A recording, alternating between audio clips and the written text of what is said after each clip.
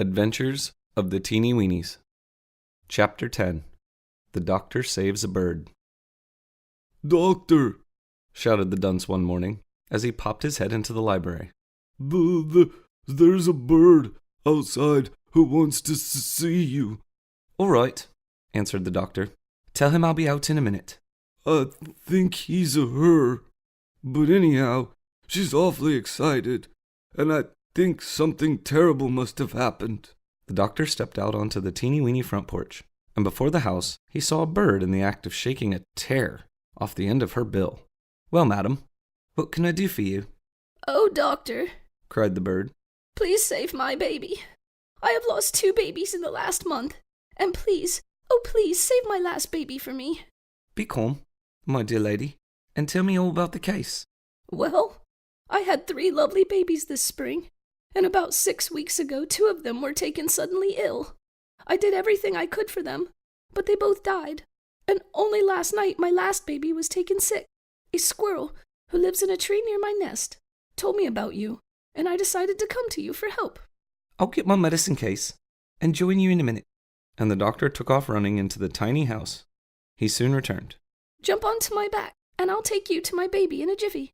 The doctor climbed onto the bird's back, and in another minute, he found himself sailing over the tops of the trees, so fast he could scarcely breathe. In a few minutes, the bird landed on a bush and quickly hopped to a pretty nest, hidden beneath the green leaves. The doctor slid off into the nest, where he found a young and very sick bird. "Let's see your tongue." But the poor bird was so sick he could hardly open his mouth, and the doctor was forced to take hold of his beak and help. Next, the doctor examined the bird's eyes and felt his pulse. "What has the patient been eating lately?" "I have given him only the nicest and fattest bugs and worms I could find."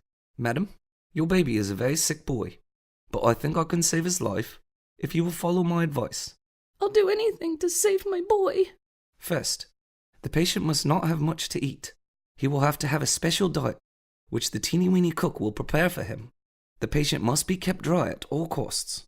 I never leave the nest when it's raining, and I keep him just as dry as can be." "You keep the rain off your child, no doubt, but the nest gets wet, and it must be kept dry too." The bird carried the doctor back to the shoe house, where he soon had made arrangements for taking care of the sick child. The teeny weenies carried boards over to the tree and pulled them up to the nest with ropes and pulleys.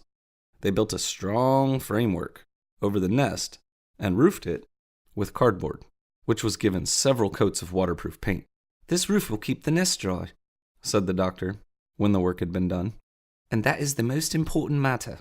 The cook made angleworm broth for the sick bird, and he cooked corn and rice in such a delicious way that the poor patient soon began to improve.